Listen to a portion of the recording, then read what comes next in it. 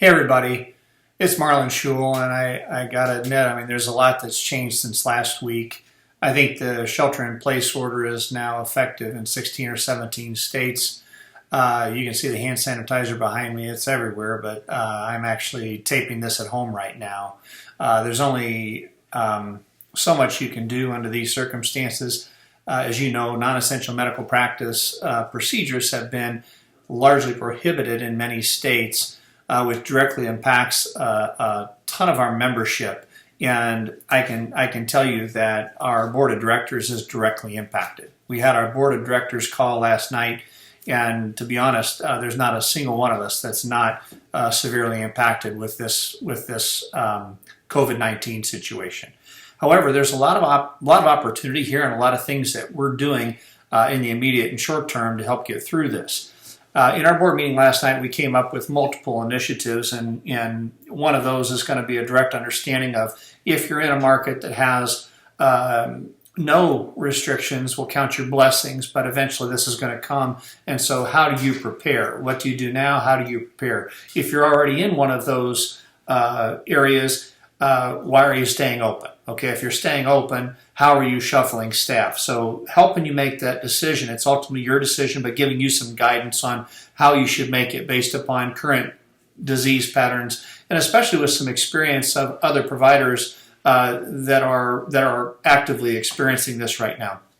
When it comes to staffing, this is a challenge, even a normal day, right? But at the same time, when you're trying to protect your staff, protect patients, and if your practice is open, there's going to be opportunities. And whether it's how to shuffle staff, how to manage your ultrasound schedule, we're going to have private practice, hospital practice, and ultrasound perspectives that are really best practices in how to manage staff here in the near term. So you can still generate some revenue, but not necessarily get everybody exposed at the same time.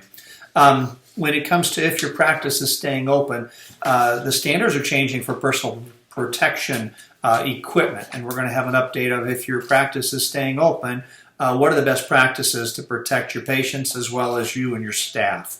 Lastly, last week I talked about trying to embrace telemedicine. If you're going to have extra time on your schedule, this is the opportunity.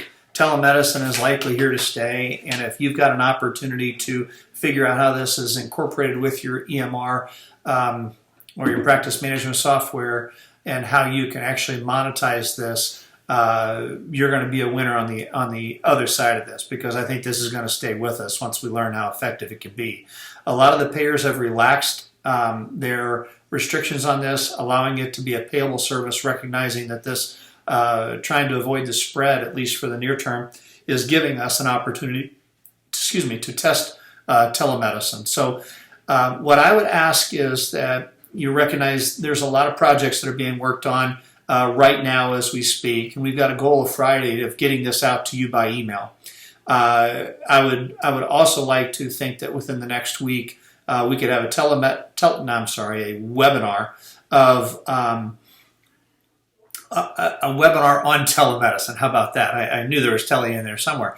But the point is, we need to get that content really reviewed thoroughly, and hope to get a few experts that have been doing this a while and how they employ this in their practice. Bottom line is that this is an opportunity for us to rally. This is an opportunity to look at your downtime as a way to make a difference in efficiencies as you move forward. And bottom line, we're going to get through this. I have no doubt that we're going to get through this, and we're going to be stronger because of it. So I wanted to reach out and help you understand that there's a lot of things afoot, and things are changing by the day, as you know. Don't give up hope, and keep tabs on your email. And I think by Friday we should have some more formal guidance. Thank you so much. Bye-bye now.